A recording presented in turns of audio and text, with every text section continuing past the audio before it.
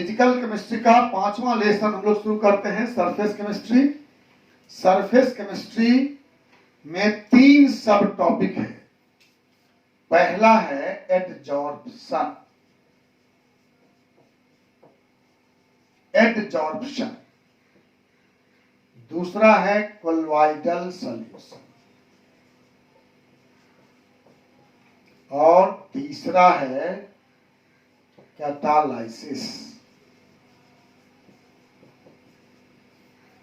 3 सब टॉपिक हम लोग पढ़ेंगे और खुशी की बात ये होगी इस चैप्टर में कोई न्यूमेरिकल नहीं होगा, कुछ काम घट जाएगा आपका, सिर्फ थ्योरी पढ़ने से काम चल जाएगा। एडजॉर्प्शन, कोलॉइडल सॉल्यूशन और कैटालिसिस। तो हम लोग शुरू करते हैं एडजॉर्प्शन से। What is adsorption? 2 वर्ड है, ऐसा ही एक वर्ड आप पहले सुने होंगे, that is absorption.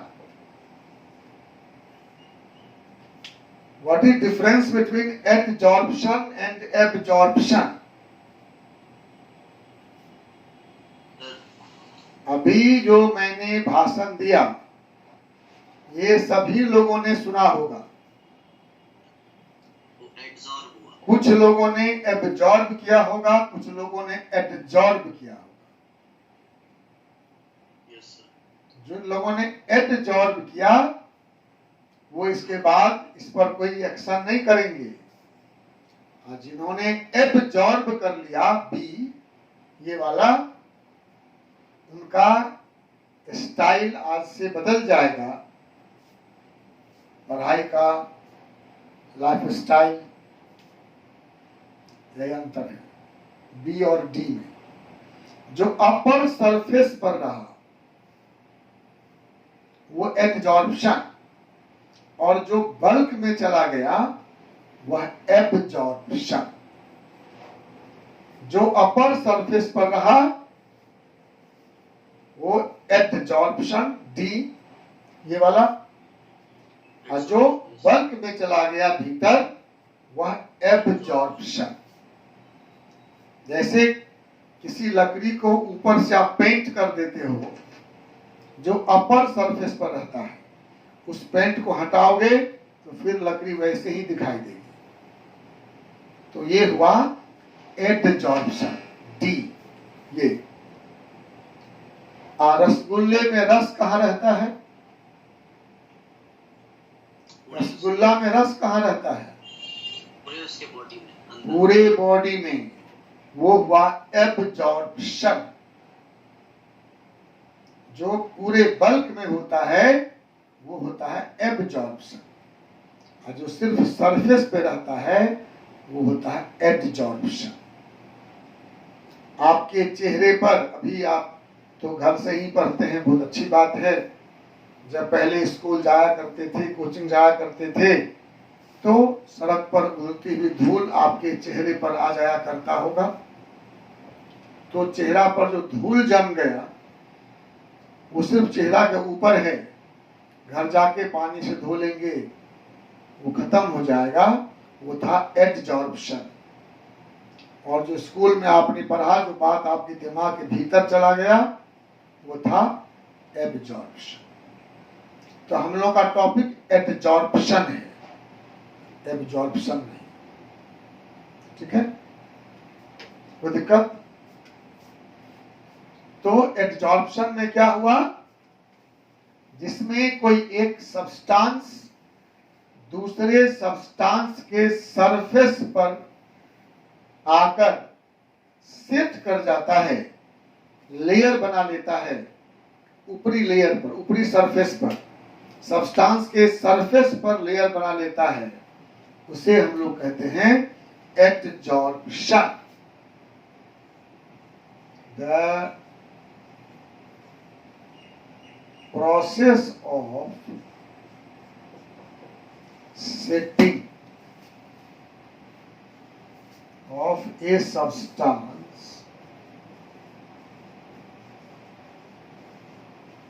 on the surface of another substance is called adsorption.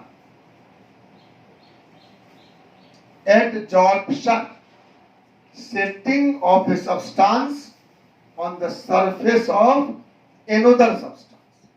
एक सब्सटेंस के सरफेस पर दूसरे सब्सटेंस का सेट कर जाना।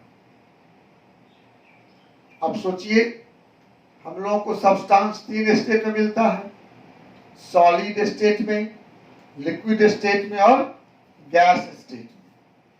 सब्सटेंस के 3 स्टेट हम लोगों को नॉर्मली मिलते हैं, सॉलिड स्टेट, लिक्विड स्टेट और गैसियस स्टेट। आपको मालूम है gases have no surfaces, gas को फ्री सरफेस नहीं होता है। आप सॉलिड लिक्विड गैस में पढ़े हैं डिफरेंस में। Solids have many surfaces, liquids have only one surface, free surface at the upper side, and gases have no surfaces, इसलिए गैस पर कोई एब्जॉर्प्शन नहीं होगा। गैस पर नहीं होगा। गैस का होगा, गैस पर नहीं होगा। No absorption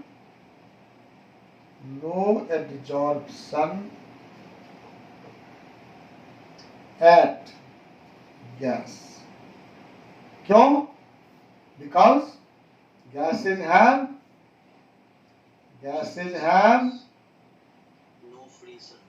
no free surface.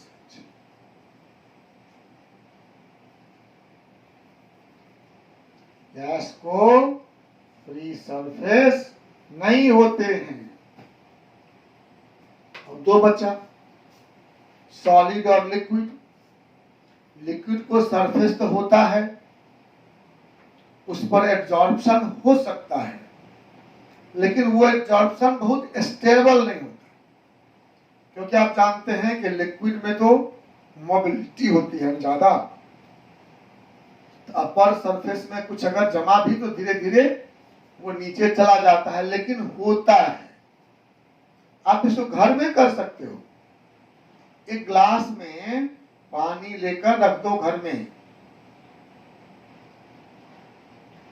कुछ समय के बाद, कुछ दिन के बाद आपको पानी के ऊपर डस्ट का लेयर दिखाई देगा।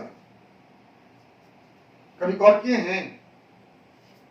किसी बर्तन में पानी रखा हुआ है घर में ही, तो देखें कुछ दिन के बाद उसके ऊपर डस्ट का लेयर जमता है, लेकिन वो बहुत स्टेबल नहीं होता, क्योंकि सॉलिड के सरफेस रिजिड होते हैं। इसलिए सॉलिड में सबसे ज्यादा एब्जॉर्प्शन की संभावना होती है, और हम लोग जो अभी पढ़ेंगे वो सब एब्जॉर्प्शन एट सॉलिड सरफेस ही पढ़ेंगे। ठीक है? हम लोग अभी जो थ्योरी पढ़ेंगे वो एब्जॉर्प्शन एट सॉलिड सरफेस, और सॉलिड पर एब्जॉर्प्शन किसी का भी हो सकता है। सॉलिड पर सॉलिड का एब्जॉर्प्शन हो सकता है, जैसे किसी डेस्क पर डस्ट पार्टिकल जम गया। डस्ट पार्टिकल भी तो सॉलिड है, आपका डेस्क भी सॉलिड है। सॉलिड पर लिक्विड का भी एब्जॉर्प्शन हो सकता है। लिक्विड कोई पेंट है या कोई और भी लिक्विड सब्सटेंस है जो इसको एब्जॉर्ब कर लेता है सॉलिड सरफेस। गैस का भी एब्जॉर्प्शन होता है। बहुत सारे गैसों को भी सॉलिड अपने सरफेस पर एब्जॉर्ब कर लेता है। ठीक है?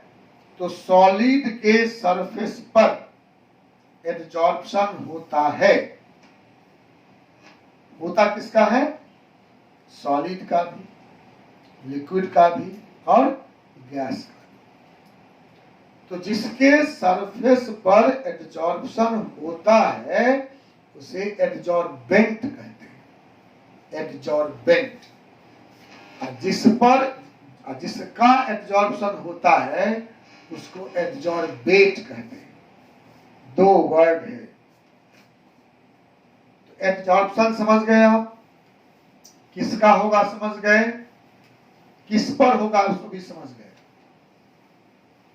इसमें कोई कंफ्यूजन, इसमें थ्योरेटिकल ही क्वेश्चन रहेगा, इसलिए थ्योरी का कंसेप्ट बिल्कुल क्लियर होना चाहिए, कोई कंफ्यूजन नहीं। इसलिए हम छोटी छोटी बातों को भी आपको समझा रहे हैं विस्तार से, ठीक है। Adsorption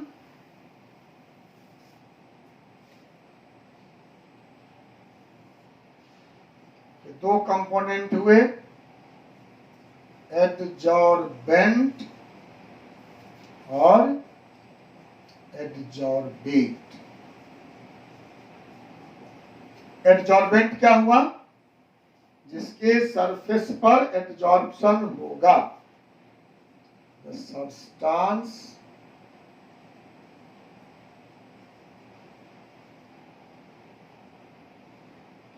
on the surface of which adsorption takes place।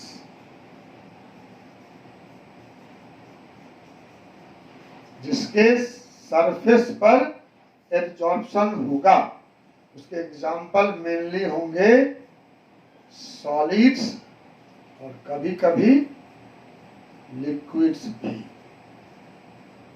Solid पर परमानेंट और लिक्विड पर टेम्पोररी। लिक्विड को हिला देंगे उसका सरफेस रिजिड नहीं होता, हिल जाएगा, खत्म हो जाएगा। एडजॉर्बेट क्या हुआ, the substance which sits on the surface of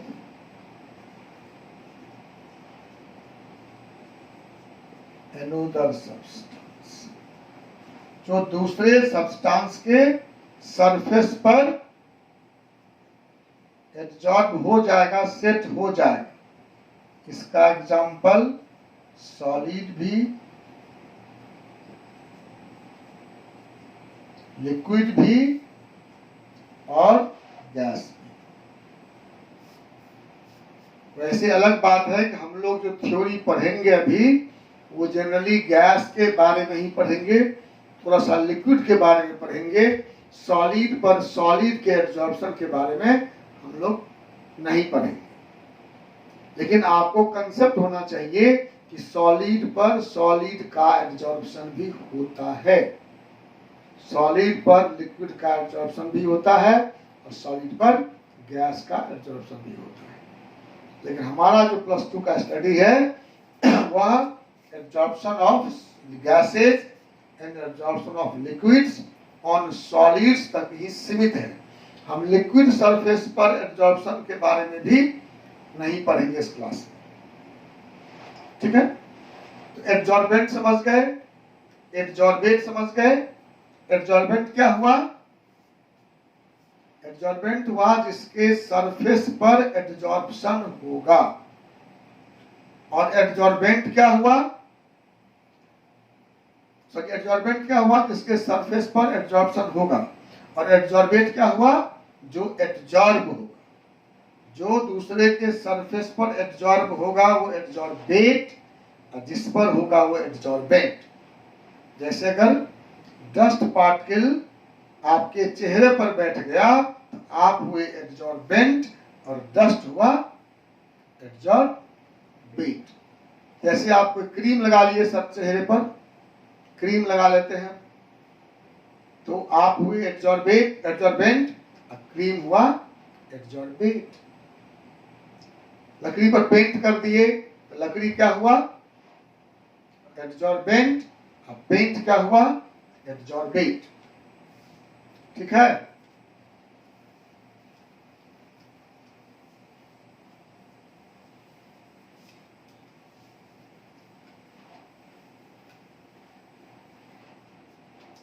example, dust on the desk. दूसरा, paints on the window pane. तीसरा, cream on the face. Dust on the desk में डस्ट क्या है? Adsorbate. Paint on the window में paint क्या है? Adsorbate. Cream on the face में cream क्या है? एब्जॉर्बेट। इसमें एब्जॉर्बेट है डस्ट, एब्जॉर्बेट है पेंट और एब्जॉर्बेट है क्रीम।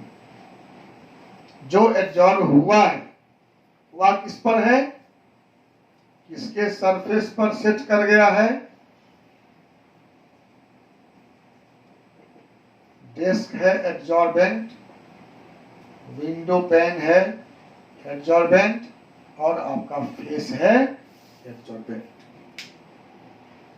तो कैटेगोरिकली आप समझ जाएंगे एब्जॉर्बेट कौन है और एब्जॉर्बेंट कौन है। अब देखो, एब्जॉर्प्शन और एब्जॉर्प्शन में डिफरेंस समझ गए कि जो सिर्फ सरफेस पर आया वो एब्जॉर्प्शन है और जो बल्क में चला गया वो एब्जॉर्प्शन है। कुछ केस में ऐसा भी होता है कि आपने पहले सरफेस पर दिया और वो धीरे धीरे उसके बल्क में चला गया। इसलिए बहुत ऐसा डिफरेंस करेंगे एब्जॉर्प्शन में ये बहुत डिमार्केशन बहुत शार्प नहीं है। कभी कभी एब्जॉर्प्शन से भी अब्जॉर्प्शन हो जाता है। ठीक है। फिर हम लोग एब्जॉर्प्शन को दो भाग में बांटते हैं। ये उचित नहीं है, मैं बार बार कहता हूं, ये अलजेब्रा वालों की बदमाशी है कि हर में पॉजिटिव और निगेटिव कर दिया। तो एब्जॉर्प्शन में भी पॉजिटिव और निगेटिव कहते हैं, जबकि है नहीं। एज पर डिफिनीशन एब्जॉर्प्शन है, सिर्फ सरफेस पर है तो एब्जॉर्प्शन है, नहीं तो नहीं है। लेकिन कहते हैं कि अगर सरफेस पर है कंसंट्रेशन एब्जॉर्बेट का और भीतर में नहीं है तो पॉजिटिव एब्जॉर्प्शन हुआ। और कभी कभी उल्टा होता है कि भीतर में ज्यादा कंसंट्रेशन है, ऊपर में नहीं है, तो उसको कहते हैं negative absorption. As per definition denote absorption, लेकिन उस फिनोमेनन को एक्सप्लेन करने के लिए कोई टर्म तो चाहिए, तो वो हो गया निगेटिव एब्जॉर्प्शन। तो एब्जॉर्प्शन को हम फिर दो भाग में बांटेंगे,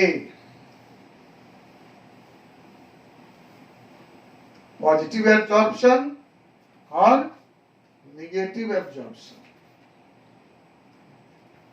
पॉजिटिव एंड निगेटिव। वैसे भी आप सुन के भी समझ गए होंगे कि पॉजिटिव एब्जॉर्प्शन और निगेटिव एब्जॉर्प्शन क्या हुआ।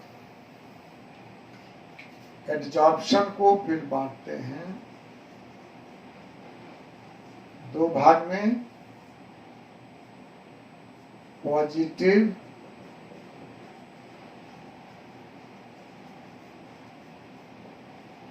एब्जॉर्प्शन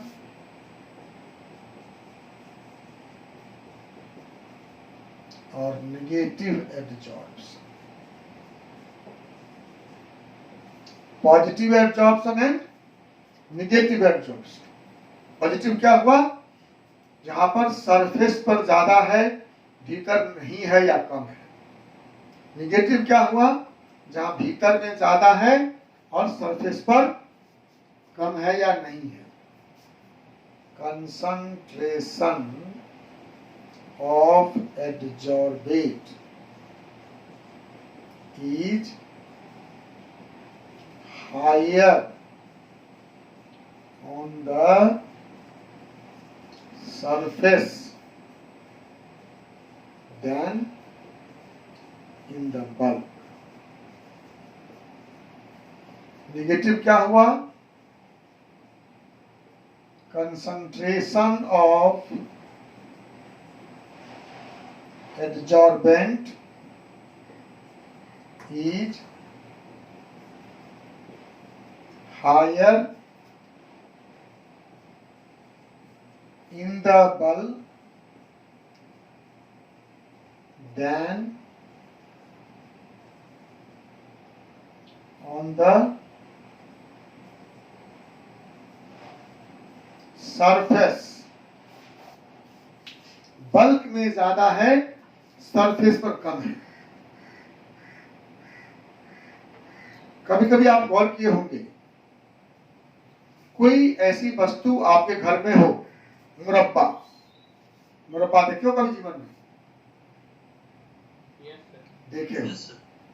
तो अगर तुम्हारे घर में मुरब्बा बहुत पुराना हो, बहुत पुराना, उसको देखना तो वो पूरा सूखा हुआ लगेगा, ड्राई, बिल्कुल ड्राई ऊपर से, थोड़ा भी रस नहीं है।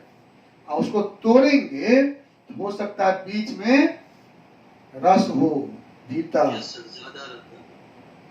तो ऊपर से सूख गया, जो रस था सो उड़ गया उसका लिक्विड, और भीतर बच गया। तो दिस इज निगेटिव एब्जॉर्प्शन। ठीक है। और किसी मिठाई पर आप क्रीम लगाए हैं, क्रीम चॉप ऊपर में लगा हुआ है, क्रीम, बटर लगाए हैं ब्रेड में, ब्रेड के ऊपर बटर लगाते हैं ना, तो बटर कहाँ रहता है? ब्रेड के अपर सरफेस पर, थोड़ा लीक कर सकता है भीतर भी, लेकिन भीतर में नहीं रहता है। तो butter on the surface of bread is example of positive absorption. Painting on any furniture is an example of positive absorption. किसी भी फर्नीचर पर पेंट करेंगे, आप देखेंगे बाद में पेंट उड़ जाता है तो उसके भीतर उसका कोई असर नहीं रहता। ये सब पॉजिटिव एब्जॉर्प्शन। और अगर कोई रस, कोई जूस रहता है ड्राई फ्रूट्स में या ड्राई स्वीट्स में, तो वो हुआ एग्जाम्पल ऑफ निगेटिव एब्जॉर्प्शन। ऊपर नहीं है और भीतर में है। ठीक है। इसका एग्जाम्पल क्या हुआ? Butter on bread. ठीक है। इसका एग्जाम्पल क्या हुआ? Juice in dry sweets. Dry मतलब वैसे नॉर्मल ड्राई है वो नहीं, पुराने के कारण जो ड्राई हो गए। जूसी स्वीट है लेकिन जूसी है लेकिन वो बहुत दिन रह गया है। रसगुल्ला भी या गुलाब जामुन नया है, उसका रस पूरा है हर जगह, शुरू से अंत तक। पुराना हो गया इस कारण जो ड्राई हो गया। अब जैसे ड्राई स्वीट्स में लड्डू आता है, तो लड्डू नहीं हुआ एग्जाम्पल। ड्राई मतलब dry due to time, time lag, old. Dry और ओल्ड लिख दो, old dry. Juice in old dry sweets.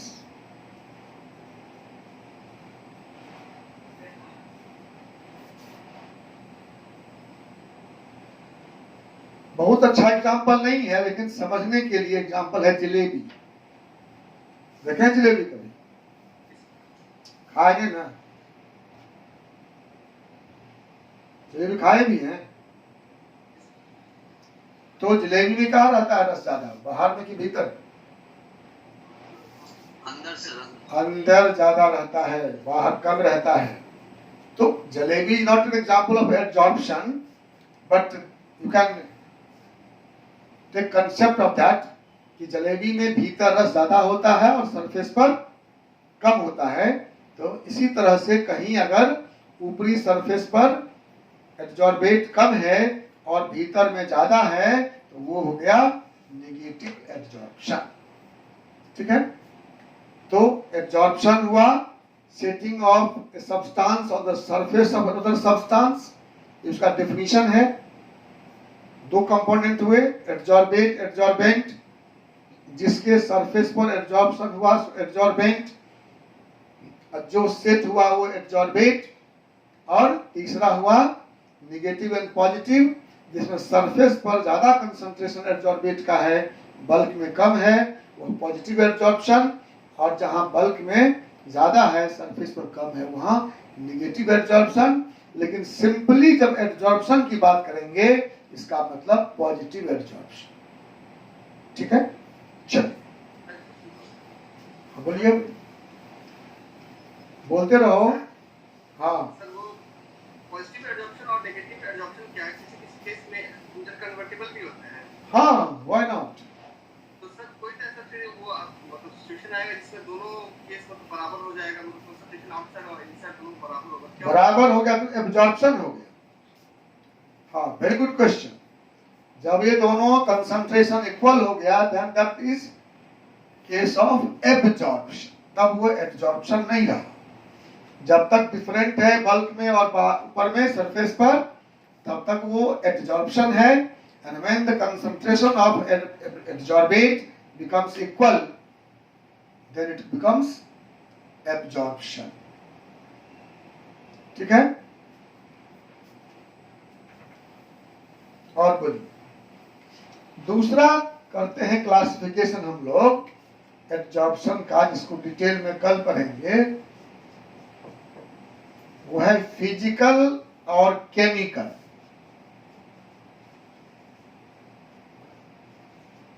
Physical absorption और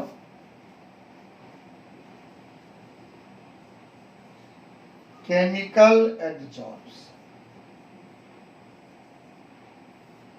फिजिकल एंड केमिकल, इसको शॉर्ट में फिजिसॉर्प्शन कहते हैं।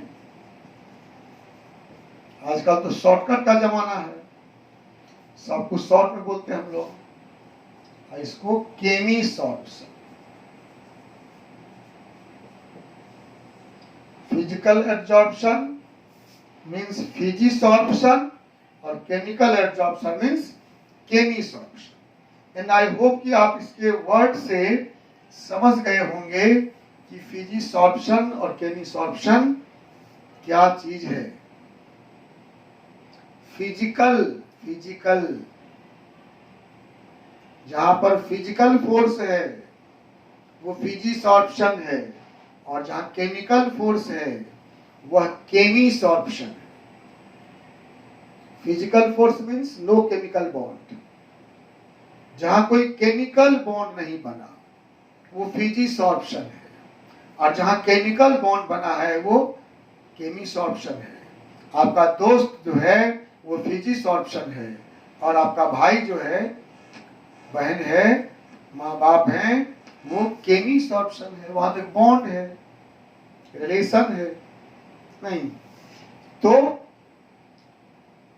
अब मैंने दो एग्जांपल बताया था आपको, setting of dust on the surface of furniture, और दूसरा painting on the surface of furniture. अंतर सोचिए, किसी फर्नीचर पर जो डस्ट आके जम गया उसमें कोई बॉन्ड बना क्या? बना क्या? नहीं बनाना, सीधे डस्ट आके बैठ जाता है, उसको आप झाड़ देते हैं, समाप्त हो जाता है। और जब सरफेस पर पेंट करते हैं तो उसको रुमाल से झाड़ देंगे तो पेंट निकल जाएगा? क्यों नहीं निकलेगा? क्योंकि आपके फर्नीचर के सरफेस के एटम्स ने उस पेंट के साथ बॉन्ड बना लिया है, इसलिए झाड़ने से धोने से नहीं निकलता है। होली में रंग लगाते हैं चेहरे पर, पानी से धो लेते हैं, वो धुल जाता है। क्यों? कि वो फिजिसॉर्प्शन है, सिर्फ रंग आपके चेहरे पर जमा है, चेहरे के साथ बॉन्ड नहीं बनाया। और जो रंग चेहरा के साथ बॉन्ड बना लेगा वो पानी से धोने से नहीं निकलेगा,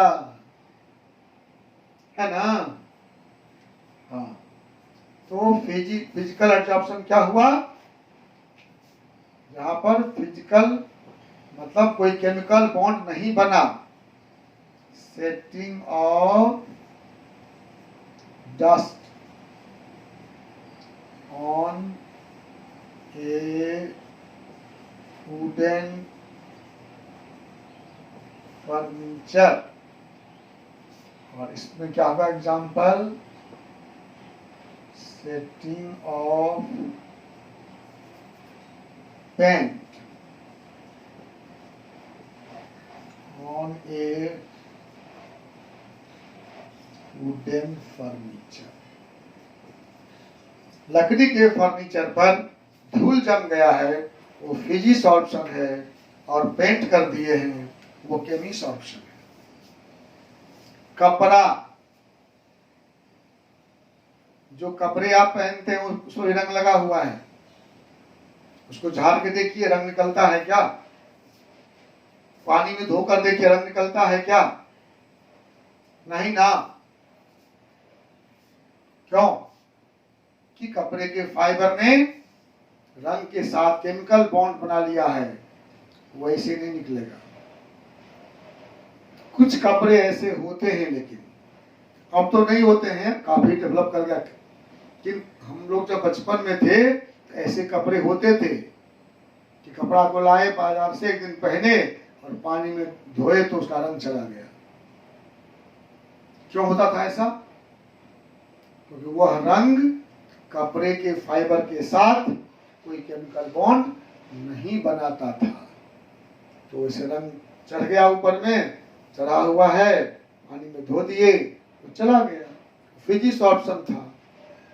और आजकल फास्ट कलर आता है, आप लोग क्वेश्चन नहीं पूछते हैं दुकान में कि रंग जाएगा कि नहीं, पहले पूछते थे कि भाई ये रंग रहेगा कि जाएगा। आजकल जो रंगते हैं वो केमिसॉर्प्शन करते हैं, कलर कपड़े के फैब्रिक के साथ केमिकल बॉन्ड बना लेता है, इसे देखते हो कपड़ा फट जाता है, रंग नहीं उतरता है ना। ये है केमिसॉर्प्शन, केमिकल बॉन्ड बन गया। ठीक है, तो इसी को हम लोग कल डिटेल में पढ़ेंगे, और इसके बाद फिर इसका कुछ मैथमेटिक्स है, न्यूमेरिकल नहीं है मैथमेटिक्स पर, लेकिन मैथमेटिक्स है, थ्योरी है, उसको पढ़ेंगे। आप घर जाके बढ़िया से पढ़िए और देखिए क्या मन में क्वेश्चन आता है, हमसे पूछते रहो। अब इसके बाद, इस क्लास के बाद फिर जब वीडियो को पढ़ोगे दोबारा, तो कुछ बातें और हो सकता है दिमाग में आएंगी, और कुछ क्वेश्चन भी आ सकते हैं, फिर आप पूछेंगे हमसे। ठीक है, थैंक यू वेरी मच।